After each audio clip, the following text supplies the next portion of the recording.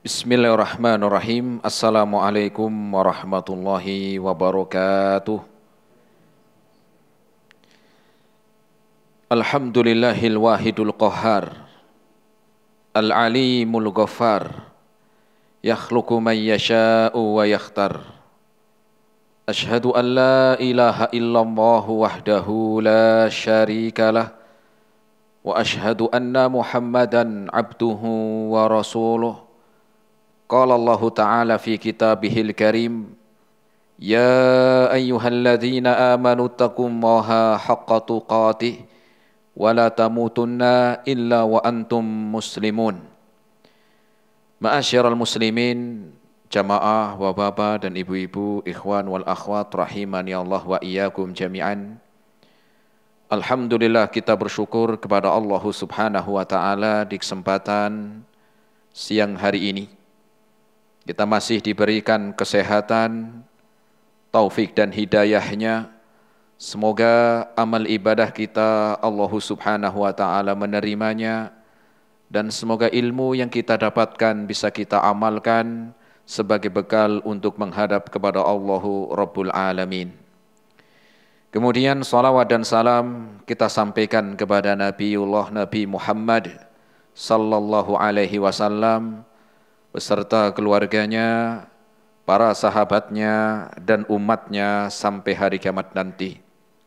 Jamaah rahimani Allah wa iyyakum jami'an. Kita melanjutkan kembali dalam kajian rutin di Balu Bait TV dengan bahasan dari kitab Al-Adabul Mufrad, kitab yang ditulis oleh Al-Imam Al-Bukhari rahimahullahu ta'ala, dengan bahasan tentang adab dan akhlak, di mana siang hari ini kita akan memasuki bahasan yang lalu, atau memasuki hadis yang ke-33, masih tentang bab doa kedua orang tua, yaitu bab doa kedua orang tua. Jamaah rahimani Allah wa iyyakum jami'an. Hadis yang ke-33 ini sebagaimana babnya adalah bab doa kedua orang tua.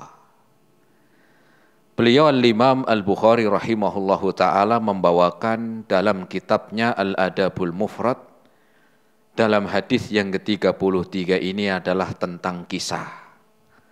Tentang kisah yang dibawakan oleh Nabi SAW. Karena tentunya di dalam ilmu itu banyak diambil juga dari kisah cerita. Dan memang kisah ataupun cerita itu banyak disenangi oleh manusia. Baik itu laki-laki ataupun perempuan itu senang dengan apa? Cerita. Baik itu tua ataupun muda, apalagi anak-anak senang dengan apa? Dengan cerita. Tetapi kisah ini bukan sembarang kisah. Kisah ini adalah disampaikan dari manusia terbaik, yaitu dari Nabi Muhammad sallallahu alaihi wasallam. Dan kisah ini adalah disebutkan oleh Al-Imam Al-Bukhari tentang seorang anak yang mendapatkan doa keburukan dari orang tuanya. Apa tujuan dari kisah ini?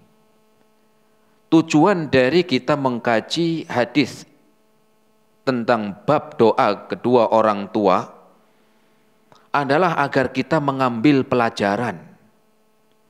Sebagaimana Allah Subhanahu wa ta'ala sebutkan di dalam Al-Quran dalam surat Yusuf.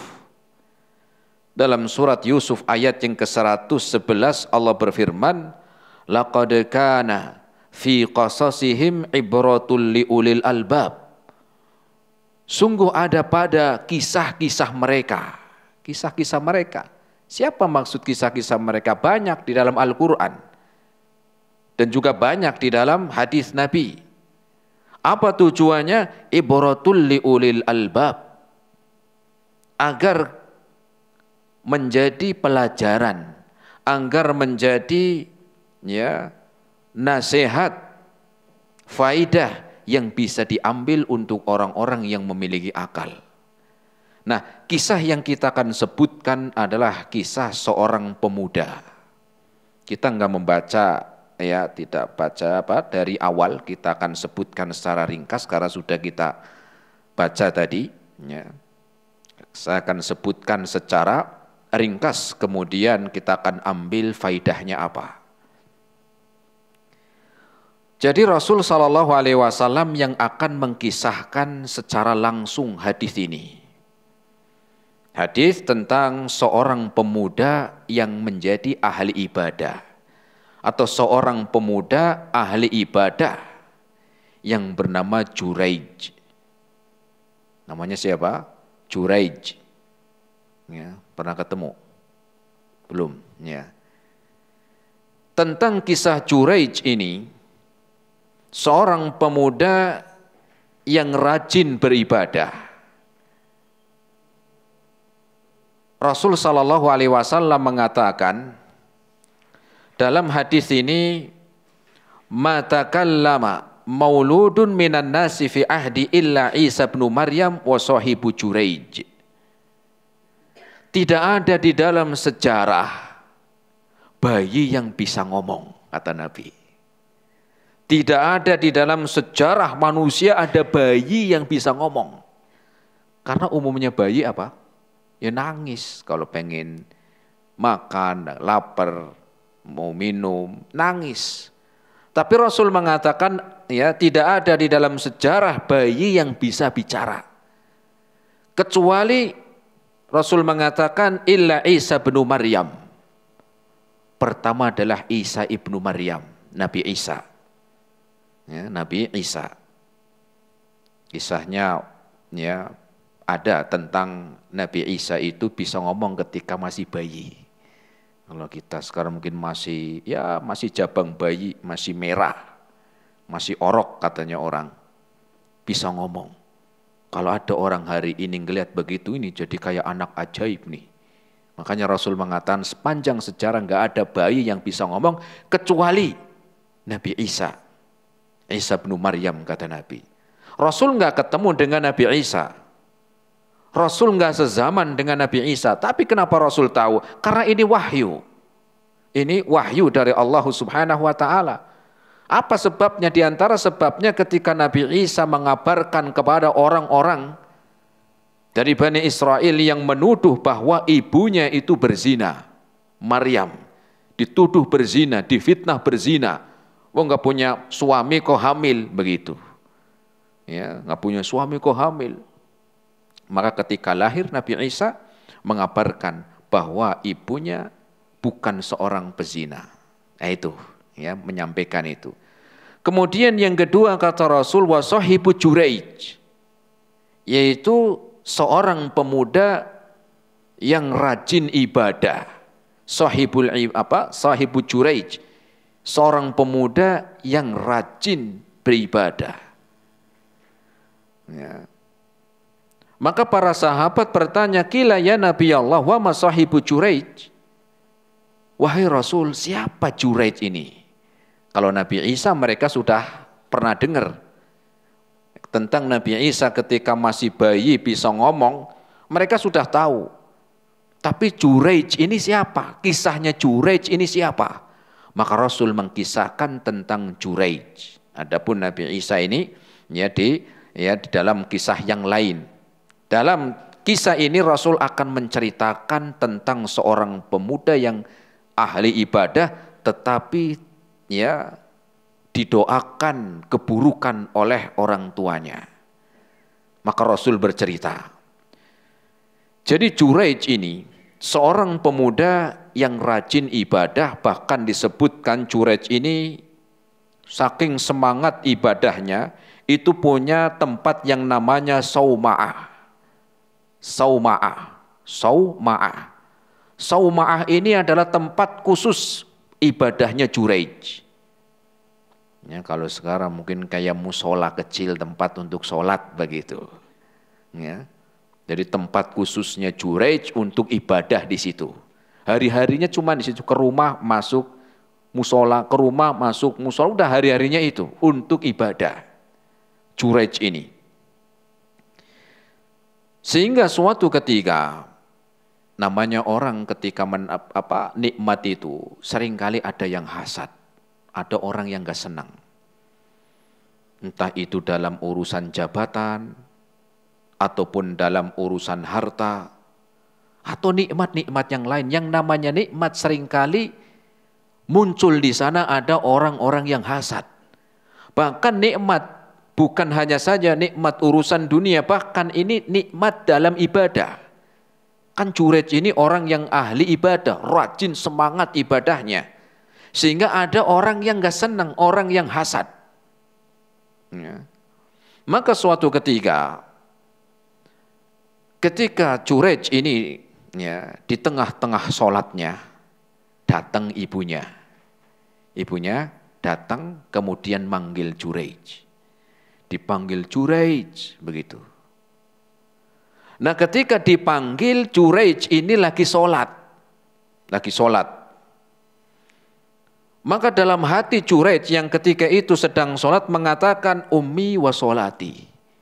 Saya lanjutkan sholat saya, apa saya batalkan, kemudian saya sambut panggilan ibu saya. Masih bimbang. Kemudian ibunya manggil lagi yang kedua, Jurej, lebih kencang lagi. Maka Jurej ketika dipanggil lagi lebih kencang oleh ibunya, masih ngelanjutin sholat. Saya batalkan sholat saya temuin ibu saya, apa saya lanjutin ini sholat? Masih lanjut dia sholat. Maka yang ketiga kalinya ibunya manggil lebih kencang lagi.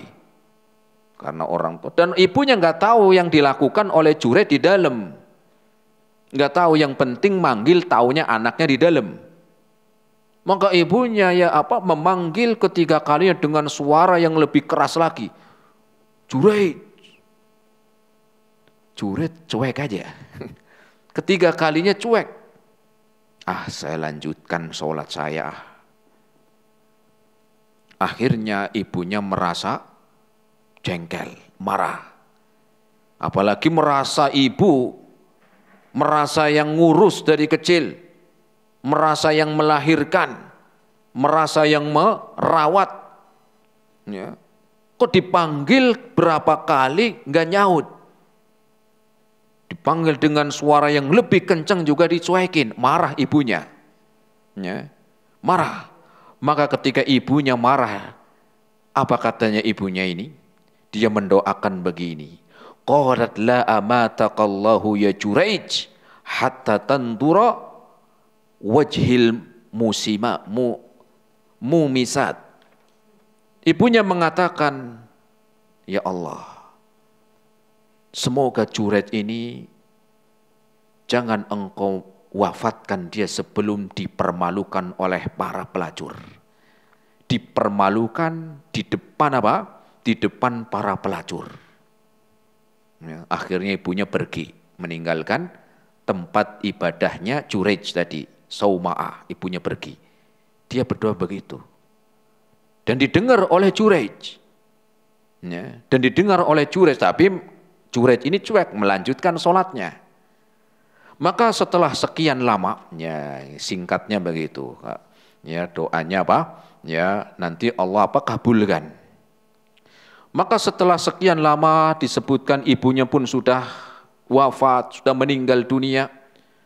Maka Jurej ini ada orang yang gak senang karena memang dia orang yang semangat ibadahnya, soleh disebutkan begitu, sehingga ada orang yang hasad. Nah orang yang hasad ini adalah seorang yang disebutkan ya dalam hadis ini, ada seorang perempuan yang dia menfitnah, menuduh bahwa Jurej ini telah ya menghamilinya, begitu. Ya. Dianggap Jurej ini ya telah menghamili. Maka perempuan ini pun cerita keluar. Ya. Ketika itu cerita, menyebarkan berita bohong. Ya, dia cerita-cerita ke orang-orang, mengatakan, saudara kenal yang namanya Jurej? Kenal? Orang yang ahli ibadah kan? Iya.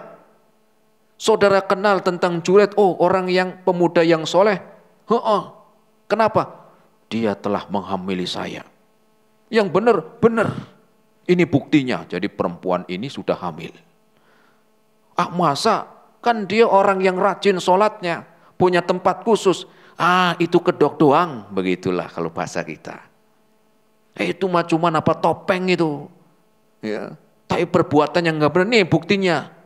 Saya sudah hamil ini. Ya. Saya sudah hamil gara-gara Juret itu. Kalian jangan mau tertipu.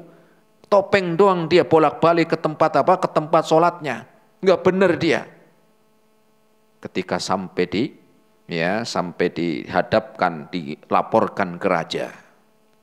Dan ini kejadian sebelum Nabi Muhammad SAW. Ini kejadian yang Rasul nggak melihat, ini jauh ya, atau disebutkan pada sebelum Rasul SAW, dan Rasul yang mengabarkan. Maka raja ini pun ketika dikabarkan ya mengatakan, ketika engkau mengatakan demikian ya dan belum ada bukti ya, akhirnya perempuan ini kembali ke rumahnya. Sampailah perempuan ini sudah melahirkan. Ya. Cerita lagi, yang mungkin pertama itu enggak terlalu digubris lah. Kemudian perempuan ini cerita lagi bahwa anak bayi ini hasil dari apa? Perbuatannya Juret. Dia telah memperkosanya. Ya begitulah mungkin.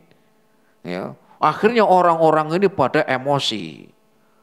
Apa dia itu? Kelihatannya doang orang soleh. Ya, tapi perbuatannya apa? Perbuatannya enggak benar. Sebagai kedok doang dia kayaknya orang soleh. Akhirnya pun sampailah di istana, atau disebutkan sampailah pengaduan ini ya sampai ke raja. Maka raja ini mengatakan ihdimu sauma'ata,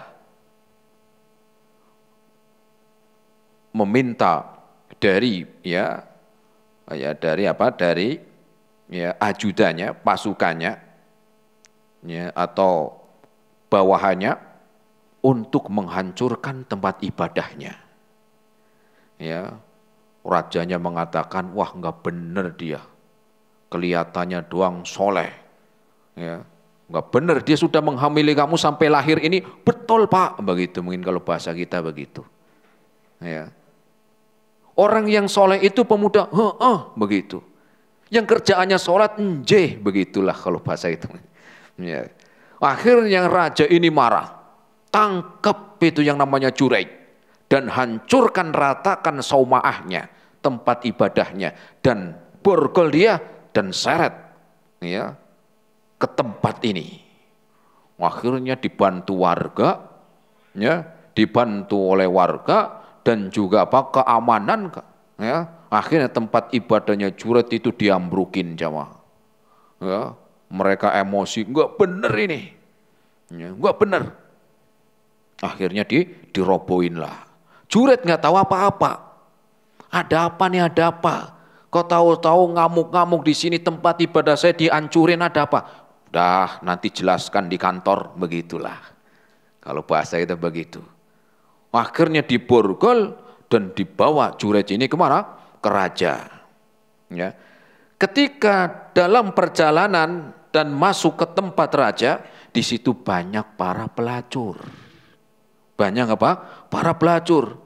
Maka ketika masuk tempat yang banyak pelacur dan ada perempuan yang ngaku telah dihamili, bahkan sudah melahirkan, Juret ini tersenyum ngelihat para pelacur tadi ya, dan termasuk perempuan yang menuduh, menfitnah Juret ini telah menghamilinya ya. Ketika Juret melihat mereka, Juret tersenyum. Maka raja pun mengatakan ya, wahai Juret ya, apa benar kamu yang telah menzinai perempuan ini sehingga sekarang dia sudah melahirkan hasil dari kamu? Kata Juret, enggak benar itu, bohong. Kemudian raja ini bertanya kepada perempuan ya, yang menuduh dia telah menghamilinya. Maka perempuan itu menjawab, ya, qala anti tas'umina, Benar enggak Juret yang telah menghamilimu, yang telah menzinaimu atau memperkosamu? Apa katanya perempuan tadi? Qalat na'am. Betul Pak, enggak salah, saya masih ingat benar kapan dia waktu apa? Ya, berbuat buruk kepada saya. Ya. Jamnya berapa, harinya apa, kemudian bulan apa, di mana, saya masih ingat Pak. Begitulah. Ya. Kemudian Juret ya Pak, Juret mengatakan, ya, mana buktinya? Ini buktinya. Ya, dia bawa bayi. Ini saya bawa bayi. Ya, ini hasil kamu nggak usah bohong lah. Ya, kamu nggak usah banyak bohong. Kamu yang melakukan itu kan? Ya, saya masih ingat begitu perempuannya. Kapan kamu telah melakukan itu? Di malam apa? Di tanggal berapa? Tahun kapan? Di mana? Saya tahu. Ya. Kemudian Juret mengatakan ini di depan orang-orang, ya, di depan banyak orang. Maka Juret mengatakan, ya, qalu hadha huwa fi hijriha fa aqbala alaihi, mana anaknya? Ya, ketika dekatkan anaknya, dekatkan bayinya. Ketika bayinya dideketin ke Juret, kemudian Juret mengatakan dengan menekankan jarinya ke perut bayi, ya, menekan, yang kan neken banget, ditempelkan, ya, ditanya bayinya, man abuka, siapa bapakmu? Itu didengar semua orang yang di situ. Qala ra'il ghanam, bapak saya itu loh yang pengembala kambing di kampung sebelah. Orang tahu semua siapa yang di kampung sebelah pengembala kambing, pengembala sapi. Ya. Si Anu pengembala, ya, sapi di kampung ono. Orang yang ketika itu ngelihat luar biasa. Bayi bisa ngomong. Ya. Ketika ditanya siapa bapakmu? Si Anu, ya, pengembala sapi yang rumahnya sebelah sini, RT sekian, nomor sekian, mungkin disebutin juga mungkin. Ya. Akhirnya karena takjub semua di situ, termasuk rajanya, merasa malu. Wah, kita nggak enak ini. Kita sudah ngancurin tempat ibadahnya Juret. Ya. Akhirnya dia mengatakan, saya minta maaf wahai Juret. Ya. Saya akan bangunkan kembali tempat ibadahmu itu. Saya bangunkan sebagai tanda saya terima kasih. Tanda sebagai permintaan maaf saya kepada engkau ya Juret. Saya bangunkan dari emas. Apa katanya Juret? Nggak usah. Ya sudah, kalau nggak mau dari emas, saya bangunkan tempat ibadahmu dari perak. Katanya Juret, nggak usah. Sudah bangunkan aja yang kayak kemarin. Ya, sudah nggak usah yang aneh-aneh, sudah bangunin aja yang kayak kemarin. Ya. Kemudian apa? Diperintahkan kepada, ya, orang-orang yang ada di situ, akhirnya mereka kerja bakti. Kerja bakti buat apa? Tempat ibadahnya Juret. Nah, raja ini masih penasaran. Dia tanya, ya, kepada Juret, faman ladzi tabasamta ya Juret. Saya lihat ketika kamu masuk ke sini, kemudian ngelihat perempuan-perempuan pelacur itu, kamu tersenyum. Kenapa kamu tersenyum wahai Juret? Maka Juret mengatakan, amron araftuhu, suatu doa yang aku masih ingat. Apa doanya? Adraktani da'watu ummi thumma akhbarohum. Yaitu doa yang masih saya ingat dulu. Ibu saya pernah manggil saya ketika sholat. Tetapi ketika itu saya lanjutkan sholat saya, akhirnya ibu dari luar mendoakan saya, ya, agar Allah tidak mematikan saya sebelum saya dipermalukan di depan para pelacur, dan hari ini terbukti. Nah, hadis riwayat, ya, inilah hadisnya, hadis riwayat Imam Al-Bukhari. Nah, jamaah rahimani Allah wa iyyakum jami'an, ini kisahnya. Kisah tentang, ya, Juret. Nah, apa yang bisa kita ambil dari hadis ini?